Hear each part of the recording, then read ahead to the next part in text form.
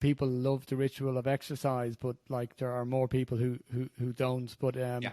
it's a good message, and even increasing it slightly has Right. advantages. There's a direct correlation between even increasing your exercise 5%, 10%, and and I think as well with the exercise, it's a continuum. Like if you can even do a little bit all the time, I think the compounding effect is really big. Yeah, I think that's a super important point, right? You don't have to go from, 500 steps a day to 12,000 steps a day, right? Get out there and do 2,000 steps a day, right? You can do that. And you get the benefits that you get are outsized in that sort of initial increment of exercise, right? So you may get 50% of the benefit just from getting up and walking around more than you do right now, right? It doesn't have to feel like it's a super difficult investment of time and energy and resources to get a pretty good sized benefit from exercise. So that's absolutely right. Okay. So now the question that you asked around, supplements and pharmaceuticals. The first thing I would say, given the context of what we just discussed, is I kind of view this as next level, right? So the foundation is diet and exercise and sleep, and working on those first makes a lot of sense. The benefits, and again, this is a little bit of educated guesswork on my part. I don't have a lot of data to support it.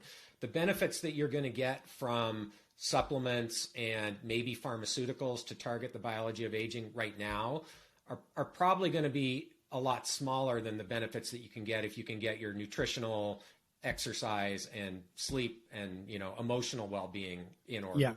So that's why I say this is sort of on top of that.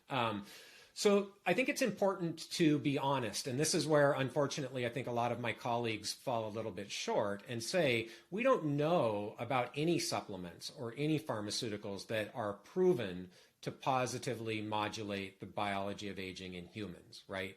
We can make educated guesses based on animal studies in the laboratory and based on some of the initial data that we've got from small studies in humans. There's nothing that rises to the level of being clinically validated at this point. So anybody who tells you that, this particular supplement is proven to slow the aging process is telling you something that's not true. There is nothing that's been proven.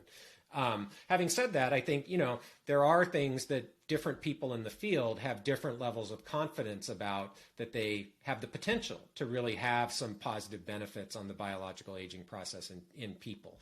So, my go-to drug, so to speak, in this space is rapamycin. I talk a lot about rapamycin. It's something I study. Yeah.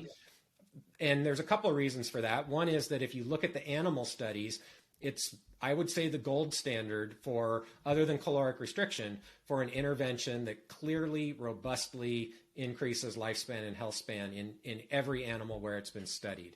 And it's been highly reproducible. And that's where some of these other things that we may touch on have sort of fallen short of the mark. Like the NAD precursors have been the opposite of highly reproducible. They've been highly irreproducible in the animal studies. So rapamycin to me seems rock solid in the preclinical work, in the animal studies. And there's a lot of anecdotal human data that I'm aware of, including my own sort of personal experiences, where I believe that at least for some people, rapamycin can have very potent beneficial effects on age-related functional declines through mechanisms that make biological sense to me. So I personally feel pretty comfortable that that's something that some people can benefit from and is probably positively modulating the biology of aging in humans.